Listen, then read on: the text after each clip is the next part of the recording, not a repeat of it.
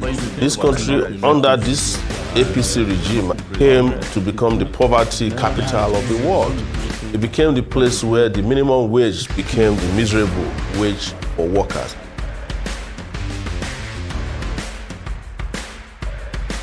But if you think about Nigeria itself, it's an open prison.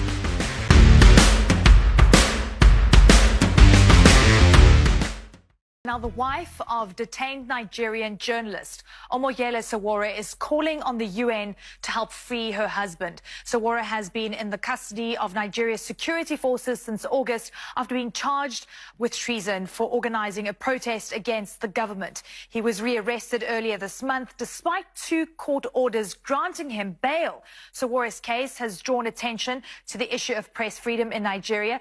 The country was listed on the committee to protect journalists' global impunity index this year. My colleague Zain Asher spoke with Sowore's wife, Opeyeme, earlier. Take a listen.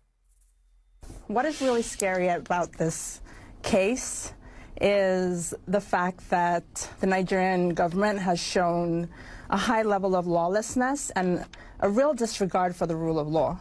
So there are 2 outstanding court orders within Nigeria from 2 separate judges where they have actually released Yele on bail, and the Nigerian government is currently ignoring those court orders and still continue to maintain him.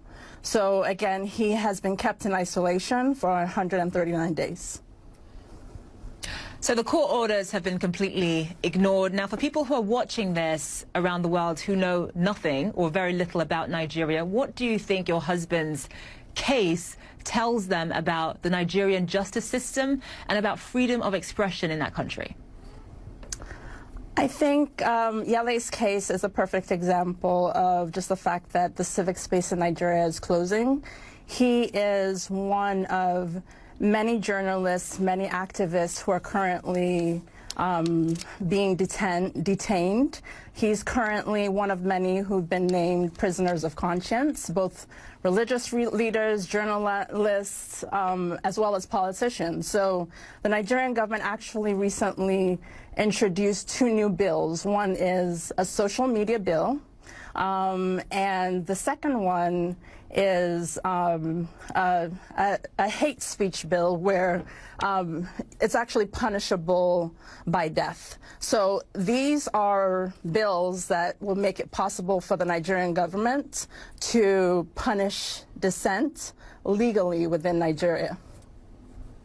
Incredible, and it does say a lot about rule of law in that country and about freedom of expression. But just going forward, in terms of really putting pressure on the Nigerian government to release your husband, we know that in the U.S., Senator Cory Booker, Senator Bob Menendez have both spoken out. But beyond just tweeting about this case, beyond just sort of issuing statements, what more can the U.S. do in practical terms, and I guess other countries around the world, to make sure that Yele comes home? First of all, I want to say that I'm truly grateful to Menendez and Booker and Chuck Schumer, all the different senators who have spoken out, as well as the representatives. Our local congressman, Representative Josh Gottheimer, just recently nominated Yele for the Tom Lantos Human Rights Freedoms Project to be a prisoner of conscience.